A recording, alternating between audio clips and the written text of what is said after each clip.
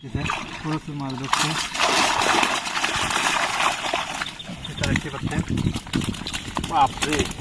বন্ধুরা, আপনারা আগের একটা ভিডিওতে দেখছেন এই দুয়ারি কতগুলো মাছ পাচ্ছে। তো আজকে আবার আমি আসছি এই দোষ থাকতে, ঠিক আছে? তো কি মাছ পাই আপনারা ভিডিওর সাথে দেখুন, দেখুন।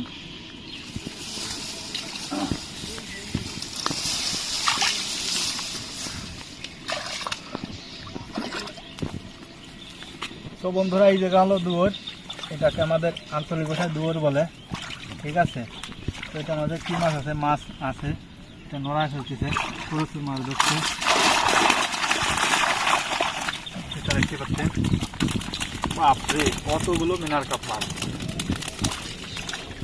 এটা তো মানে অবিশ্বাস্য, এই জায়গায় এত পরিমাণ মিনার কাপ মাছ আছে, এটা আমরাও কখনো বিশ্বাস করতে পারি না। কয়টা, 3 আর 3 6 7 8টা মাছ বাঁচছে। দেখে এটা এখনই করবো, বালতি নিয়ে আসছি, বালতিতে ছাড়াবো। কীভাবে ছাড়াই সেটাও আপনারা দেখেন, এবং কিভাবে পাততে হয় আপনারাও পাতলি বাঁধবে, ঠিক আছে? তো একটার মধ্যে কতগুলো, এটাই দেবো, ঠিক আছে?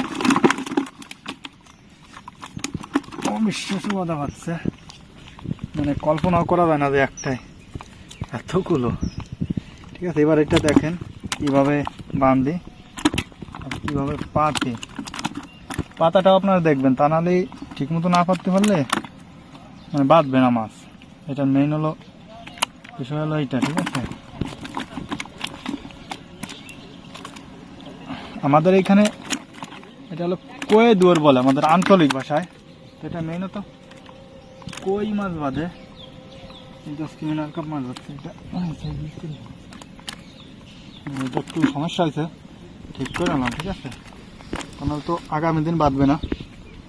তো আজকে পাইতে যাচ্ছি, কালকে আবার এটা করবো আর আপনাদের দেখাবো যে কী মাছ পাই। তো আপনারা দেখেন, এই যে সাইডে দেখছেন কীরকম বন আছে, এই বনের ভিতর দিয়ে মাছটা আসবে। আপনারা ওইভাবে পাচ্ছেন, আপনাদের পাতা মতো লাগা থাকলে।